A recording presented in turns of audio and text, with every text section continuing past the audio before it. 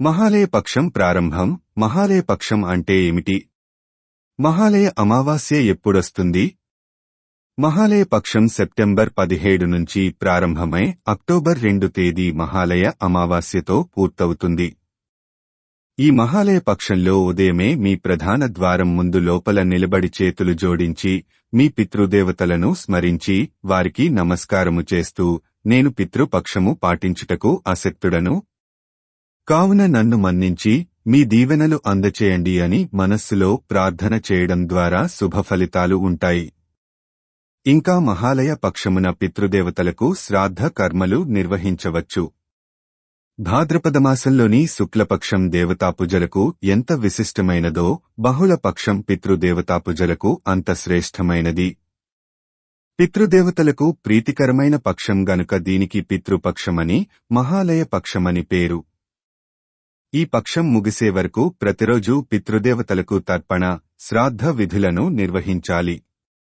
కుదరని పక్షంలో తమ పితృదేవతలు ఏ తిథినాడు మూతి చెందారో ఈ పక్షంలో వచ్చే అదే తిథినాడు శ్రాద్ధం నిర్వర్తించాలి. తండ్రి జీవించి తల్లిని కోల్పోయినవారైతే ఈ పక్షంలో వచ్చే నవమినాడు తర్పణ, శ్రాద్ధ విధులను ఆచరించాలి. తల్లి తండ్రి ఇద్దరూ లేనివారు ఈ పక్షాన తప్పక పితృకర్మలు చేయాలి. ఈ పక్షమంతా చేయలేనివారు ఒక్క మహాలయ అమావాస్య అక్టోబర్ 2న నైనా చేసి తీరాలి. దానశీలిగా పేరు పొందిన కర్ణుడికి మరణానంతరం స్వర్గం ప్రాప్తించింది. ఆయన స్వర్గలోకానికి వెళుతుండగా మార్గమధ్యంలో ఆకలి, దప్పిక కలిగాయి. ఇంతలో ఒక ఫలవృక్షం కనిపించింది. పండు కోసుకుని తిందామని నోటి ముందుంచుకున్నాడు. ఆశ్చర్యం! ఆ పండు కాస్త బంగారపు ముద్దగా మారిపోయింది. ఆ చెట్టుకున్న పండ్లే కాదు, మిగతా ఏ చెట్టు పండ్లు కోయబోయినా అదే అనుభవం ఎదురైంది. ఇలా లాభం లేదనుకుని కనీసం దప్పిక అయినా తీర్చుకుందామనుకుని సెలయేటిని సమీపించి దోసిట్లోకి నీటిని తీసుకుని నోటి ముందుంచుకున్నాడు. ఆ నీరు కాస్త బంగారపు నీరుగా మారిపోయింది. స్వర్గలోకానికెళ్లాక అక్కడ కూడా అదే పరిస్థితి ఎదురైంది. దాంతో కర్ణుడు తాను చేసిన తప్పిదమేమిటి, తనకిలా ఎందుకు జరుగుతున్నదని వాపోతుండగా, కర్ణ, నీవు దానశీలిగా పేరు పొందావు. చేతికి ఎముక లేకుండా దానాలు చేశావు. అయితే ఆ దానాలన్నీ బంగారం, వెండి, డబ్బు రూపేణా చేశావుగాని కనీసం ఒక్కరికి కూడా అన్నం పెట్టి ఆకలి తీర్చలేదు. అందుకే నీకీ దుస్థితి ప్రాప్తించింది అని అశరీరవాణి పలుకులు వినిపించాయి.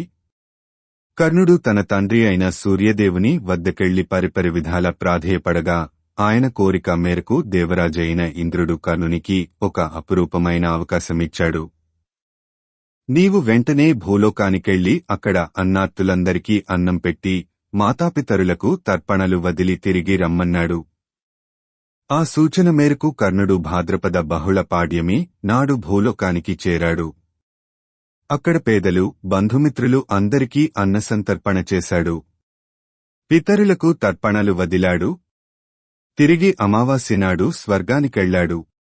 ఎప్పుడైతే కర్ణుడు అన్న సంతర్పణలు, పితృతర్పణలు చేశాడో అప్పుడే ఆయనకు కడుపు నిండిపోయింది, ఆకలి తీరింది. కర్ణుడు భూలోకంలో గడిపి తిరిగి స్వర్గానికెళ్లిన ఈ పక్షం రోజులకే మహాలయ పక్షమని పేరు. ఈ మహాలయ పక్షములో చివరి రోజే మహాలయ అమావాస్యగా పిలుస్తారు.